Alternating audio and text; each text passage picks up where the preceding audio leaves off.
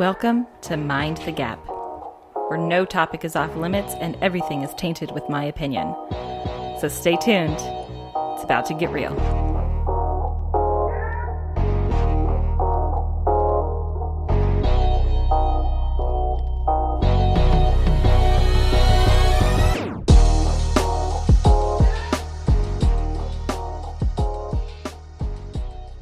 Hey guys, how is it going? This is Jen. Welcome to Mind the Gap, episode 2.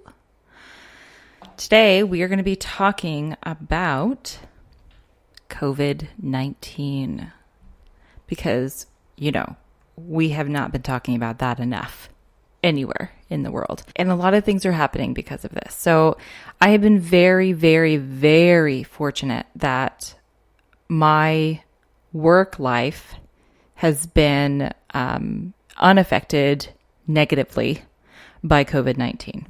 I do have a side job. I am an office manager at a chiropractic office in my local town here, and we got busy, and we had some restructuring going on, and I took on more duties, and so I was working a lot and still trying to do my business. I had just started at the time doing a radio show on mindbodyradio.com.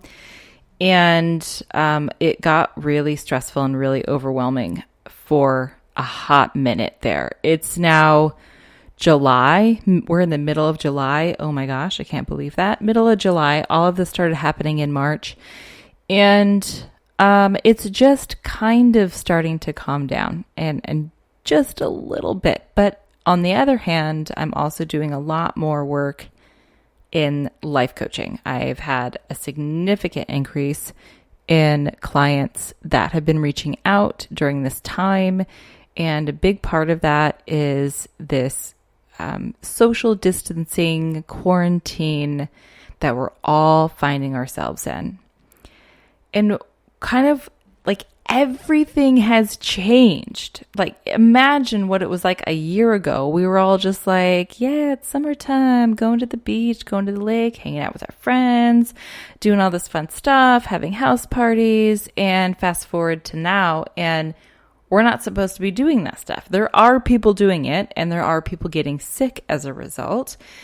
But those of us who are trying to do everything we can to keep our families safe, keep ourselves safe, keep local businesses being able to stay open and to not completely crush our economy, it's difficult and there's a lot of stress because everything has been flipped on its head across the world. It's not just like a local community here is having a problem or like we're having a housing crisis or whatever. Like this is just literally everything is flipped upside down across the planet.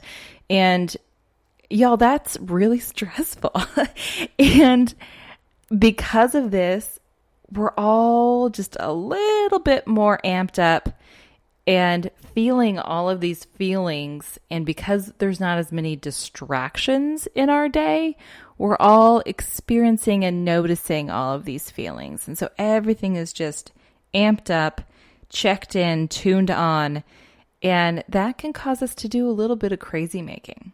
Again, this increases our stress levels. And when our stress goes up, our stress response is kicked into high gear, which causes a cascade effect that ultimately pumps your body full of cortisol. And I don't know if y'all know this or not, but if you have cortisol being pumped into your body all the time, it can have some negative impacts on your health, like inability to lose weight. And it also reduces your immune system. So you're more likely to get sick. When we have this awesome thing going around called COVID-19, that's just taking people out like it's its job. So you might be sitting there going like, okay, Jen, what the heck are we supposed to do? Do I need a coach? Do I need a therapist? Do I need to practice meditation all day? Do I need to start doing yoga in my living room? Because y'all, yoga studios closed, at least here in California. And what I have to say is that we just need to practice being more psychologically flexible. And I can hear everyone saying, okay, Jen, what the heck is that? What is being psychologically flexible? Like, you're just talking out your head here. So according to Hayes and Strussel, I don't know how to pronounce this last name. It's Strosahl.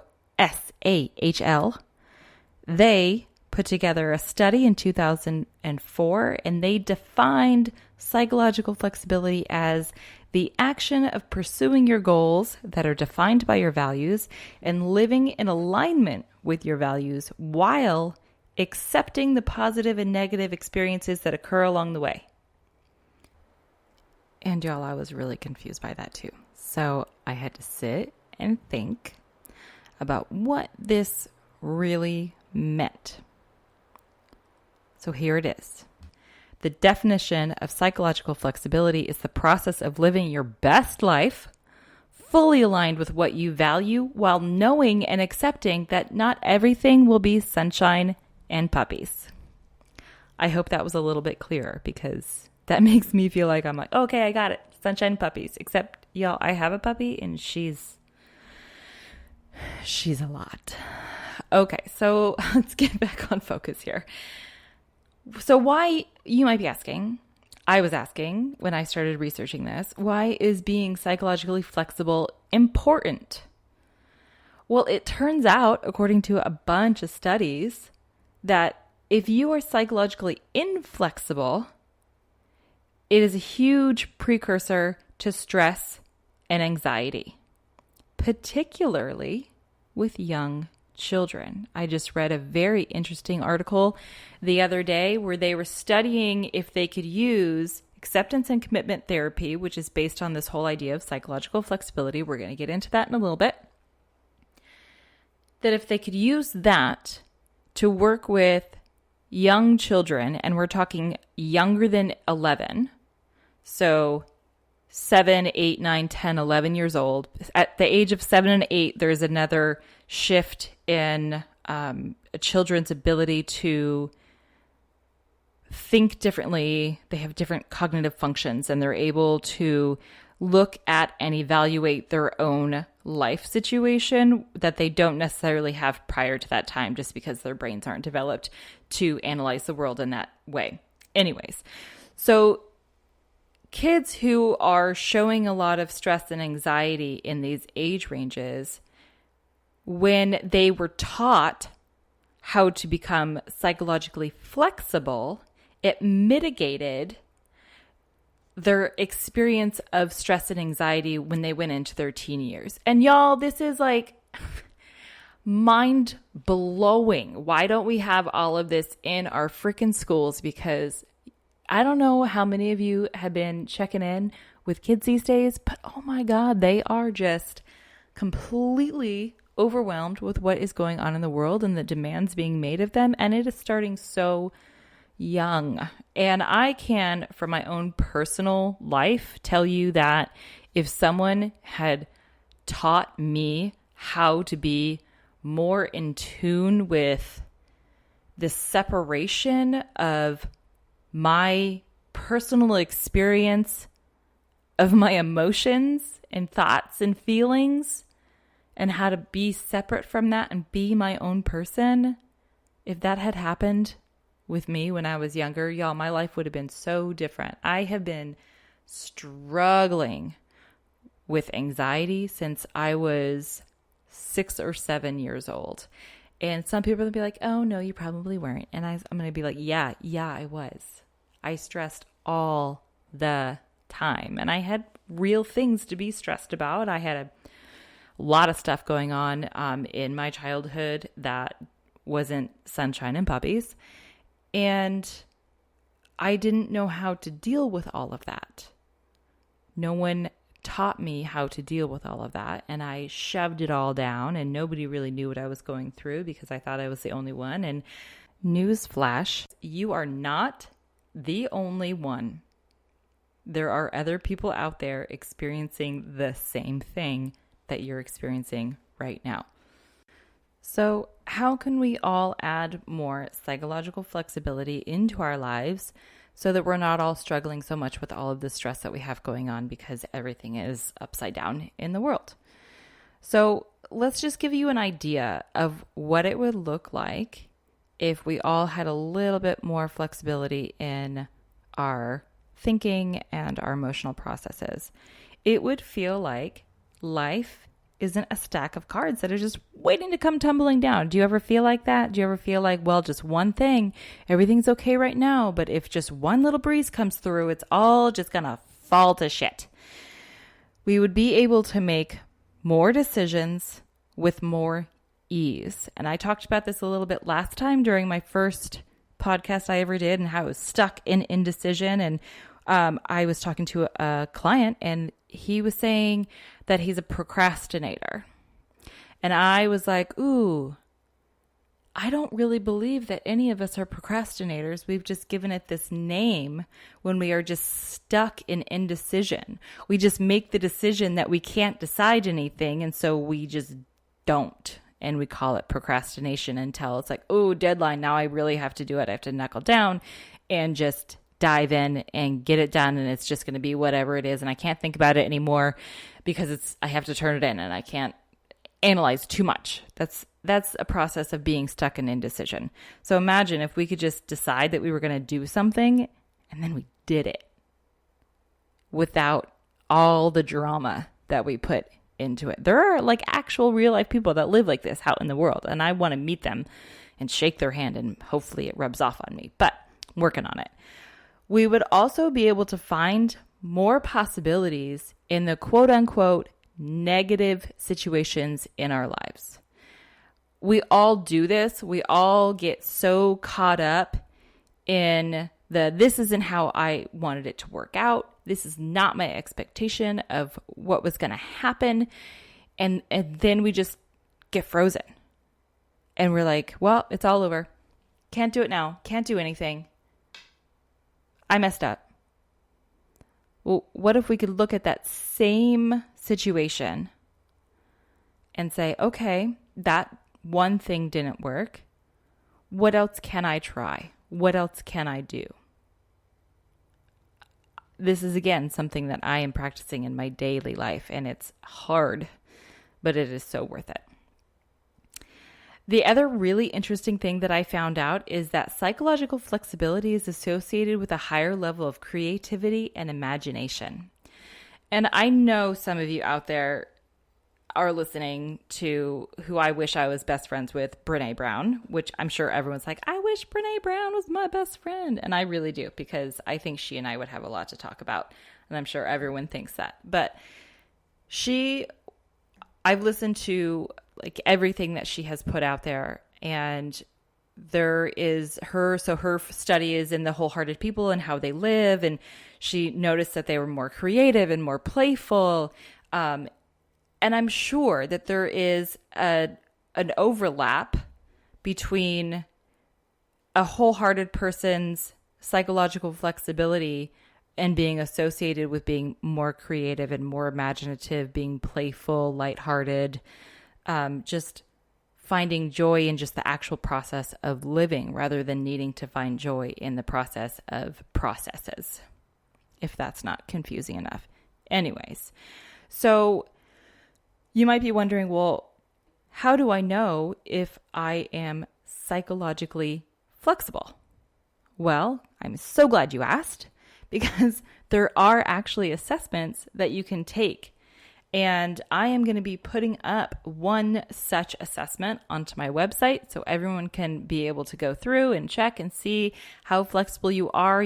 Then you get your results, and I give you a little bit of advice, and you can set goals for yourself. And if it's all just really confusing and you're super low on the score and you're just like, oh, I really, really, really, really don't want to be like this anymore, I didn't even know that there was a possibility of being anything different, then you can call me or email me or text me. And then we can discuss what that would look like in your life and come up with a plan and then change your life. And I've got really good news for you guys. This is not a long process. This is a process that just takes a couple of months. Can you imagine being able to change your whole perspective of everything that's going on in your daily life to where you could be more mindful, more happy, more present, more successful, more increase, more insert positive thing that you're thinking about needing to have in your life here. Because being psychologically flexible allows you to just spread your tentacles out into everything that you want to touch, and to do that without feeling complete overwhelm, without feeling desperation, without feeling like you're stuck in indecision, without getting completely overwhelmed by stress and the cycle that goes into. So now you are at this spot. And you're like, well, Jen, I don't really want to do coaching. Or Jen, I don't have the money to hire you to be my coach. And I'm like, I gotcha. I understand. So what do I do now? Well, we have this fancy little thing that I talked about in the beginning. It's called ACT.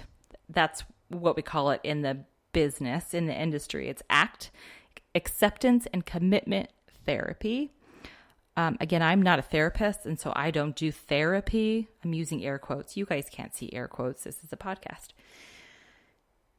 I use their training and their techniques in my life and in my clients' lives to help them challenge the thought processes that we have with ourselves. And in doing so, you were able to stop the negative, destructive, talking, scripting that is going on in our heads when we're trying to get something done. So let's look at an example of this. Examples are always the best way to figure this out. So imagine you have a task that you have to do, and you know that you would benefit highly from doing this thing. Like if you have to write an email to someone that you want to work with, or someone that you want to connect with, you can apply this on any realm: personal, business, a mentor, whoever it is. Close your eyes if you're not driving. Don't close your eyes if you're driving. And imagine that you want to reach out to this person. You don't know them very well. And you want to convince them that it is in their best interest to have a relationship with you in some way, shape, or form. And if you're doing that and you're closing your eyes and you're imagining this process, and you can kind of feel your heart start beating. Bum, bum, bum, bum, bum, bum. And you start breathing a little bit faster, and you're like, ugh. And you get that feeling in your stomach, and you're just like, oh God, I can't do that. I can't do that. They're not going to like me. That'd be a waste of my time. Why would I ask them for anything? They don't know who I am. This is stupid. I'm going to look like a fool. Those right there, those are all of the negative talking that we have in our heads that we think are very intelligent thoughts, that we think are thoughts that are saving us from being an embarrassment or saving us from making a mistake. They're not. Those thoughts are holding you back from living your best life, being fully aligned with what you value, and knowing and accepting that not everything will be sunshine and puppies. If you don't ever take the first steps, y'all, you're crawling the rest of your life. The rest of your life. So, how do you change that? You start questioning the questions. So one of the questions that I asked was, why would they want to meet me? Well, heck, why wouldn't they? What is awesome about you? And then you write those things down. All of them. It doesn't matter if you think that they are stupid or mundane or inconsequential to whatever letter you're writing or email that you're writing. Next question that you asked. I'm going to make a fool of myself. So, and what does that mean? What does it mean to make a fool of yourself? And how do you know that that's the outcome? And just side note for you guys, you don't know. Nobody knows. We cannot know someone else's reaction to what we are going to be presenting until we actually present, and then they have a reaction. That's literally the only way to know. So any other thoughts that come up that make you think, oh, I cannot do this. I can't do it today. Maybe I'll do it tomorrow, or maybe I'll do it next week, or maybe I'll do some research on them and see if anything that we have is similar, and then I can really play that up. And then I'll do this other thing, and then I'll talk to somebody else that I know that knows them. That's all just busyness to stop you from doing the thing that is making you uncomfortable. What you can learn from doing these exercises and practicing how to be more psychologically flexible is do the damn thing anyways. You say to yourself, this is uncomfortable, but I'm going to do it. I don't like this, but I'm going to do it. I'm going to sit down and write this letter, and it's going to be crap, but I'm going to do it. And hey, maybe it won't be crap, and maybe it will be. And then you can rewrite it, and you can look through it, and you can do it again. You can have somebody read it for you, and you're like, ooh, yeah, I don't like to do that. What if I have a spelling error, and then they point it out? Well, then they found a spelling error, and they pointed it out, and you can fix it. We create all this drama in our heads about everything. And we have this ability to shut the drama up, to turn it down, to say, I don't have time for you right now, B. You sit over there in the corner. I'm going to get this done, and then you and I can talk. And most of the time you'll find once you do the thing, that thought is gone. Because when you live in action, you don't have the time to question everything. And once you've done it, you don't need to question it. It's done. You can move on. You can do the next thing. You can move into the next thing that you're going to be moving into action on. And I'm hoping that this doesn't sound just crazy difficult. But we're going to spend some more time on another day, kind of going into more of the process of how to do this. And I'm going to share one of them with you right now. Okay, so this exercise is called Thought Clouds, and it's from the ACT deck that was put together by Timothy Gordon and Jessica, I'm going to butcher your last name, Boroshok. That's probably absolutely wrong. Anyways, Tim and Jessica put together this amazing deck of cards that are just prompts to be able to look at your own thoughts and emotional processes in a different way and practice getting that distance from them. So this exercise called Thought Clouds is one of my favorites because when I was a little girl, and even still now when I am not so little, I love to just lay on the ground on a cloudy day and just look up. And you're just searching for different shapes. And I am embarrassed to tell you this, but I do it a lot when I'm driving too. Don't drive around me. That's It's not always safe, but I see some really cool things. I see a lot of dragons and elephants, and obviously fish. I see a lot of dolphins. Anyways, totally sidetracked because that's who I am. Anyway, so thought clouds. So if you're in a place where you can get a little bit of centeredness and prepare to kind of do some breathing exercises with me and some thinking exercises, that would be best. If not, just kind of be and be aware and just be present and just try to listen really deeply and kind of understand what it is that this exercise is trying to teach you. So we're going to take a deep breath and close our eyes. See your thoughts coming in, floating like clouds in the sky. What do you see? How do they change as you watch them? What shapes do they take?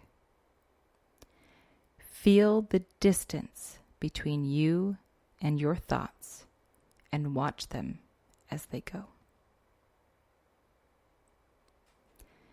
Being able to practice just this simple thing of recognizing that your thoughts and your emotions aren't you.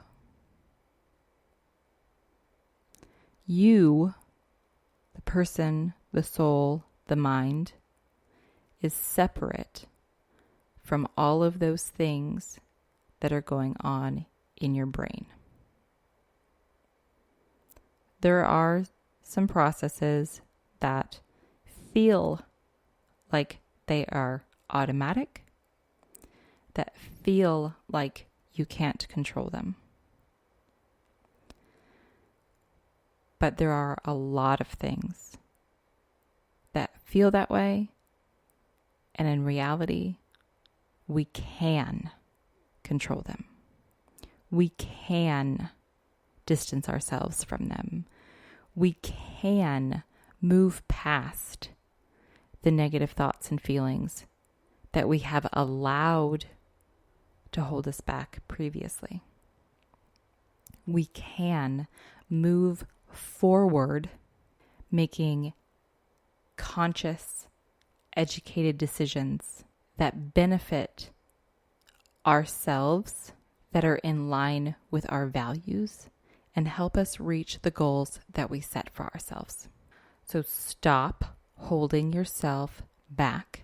Say no to being frozen in indecision and act. Live your life in motion, in action, in doing. Challenge those thoughts that say, I can't. Really challenge them.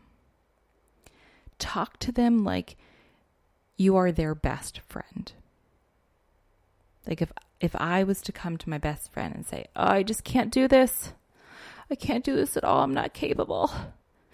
I can't do a podcast. I can't put myself out there. It's too much. It's overwhelming. I don't want to do this. My best friend would be like, B, you are awesome. You're amazing. You're intelligent.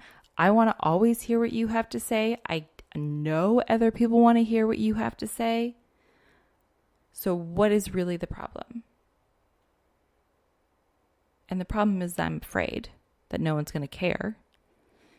And she just told me that she cares. So be your best friend when you're having those thoughts. And for heaven's sake, write them down, because then you can go back to them. I do this thing where I free write anytime I feel like there's something off. And my brain does a really good job of putting up a wall saying, you don't want to see this. Don't look here. Just feel the emotions. Don't look too closely. We're just going to ride this out. You're just having a bad day. Just go with it.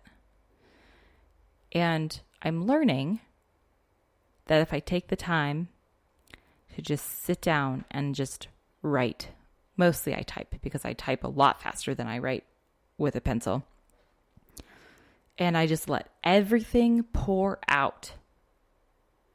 And then I go back and I look at it and I say, oh yeah, that's crap. That's crap. That's a lie. There's some truth to that. Why is there truth to that? How can I work through that? And I tell you, every time I do this and every time I really commit myself to figuring out the answer, I always feel better. I always am able to move forward. There hasn't been a time when I did something like that and then I was like, oh no, it was all true. I just can't. Not today. I'm having a bad day. So just remember, when you are having a bad day, it's okay.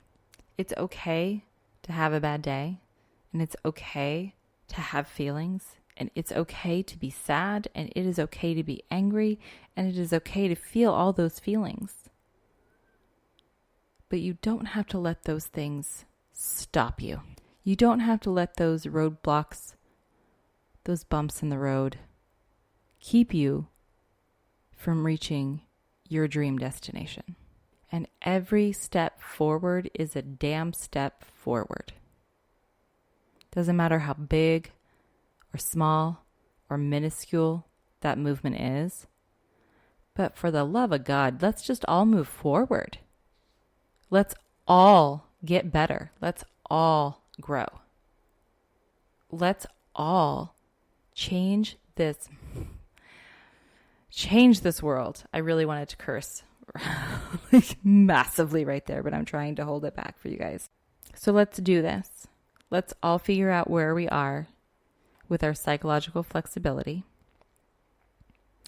There is going to be a link in the comment section or a link in the description to take you to that assessment that you can take. Get instant access to your results. And if you need to talk to someone about it, or if you just want a quick check-in, like, I don't really think this is true, this is why, then I can do that. I'm happy to email you guys back and forth. I'm happy to text. I'm happy to do a consultation just to talk about the results. Agree, disagree, challenge. The first step to making any change is awareness. So let's all gain awareness in where we're at and how we can best move forward. What do we all need to work on? What do I need to work on today? Let's all spend this time when we're deep in the stress of COVID and trying to figure out whether or not our kids are going to go to school next month. If all of the college students have a campus to go to, or if they're all doing distance learning. If the international students in the United States are going to have to be deported because they don't have on-campus classes. To the single parents that have to figure out what the heck they're going to do when their kids don't have their regular schedule going, when they're supposed to be monitoring them. Let's all get this figured out. Let's take this time right now, because we're living in action, to get ourselves in the best place we can to be able to move forward despite, in the face of the stress, the negativity, the feelings and the thoughts and the emotions that are continuously holding us back. Let's get that all in check. I believe in each and every one of you. We all have the skills. We all can do this. It doesn't always feel like it, but we can. We can come together and we can make a difference and we can change the world. So let's do it. Let's go out, change the world, figure this shit out. Until next time, y'all. Peace and stay healthy.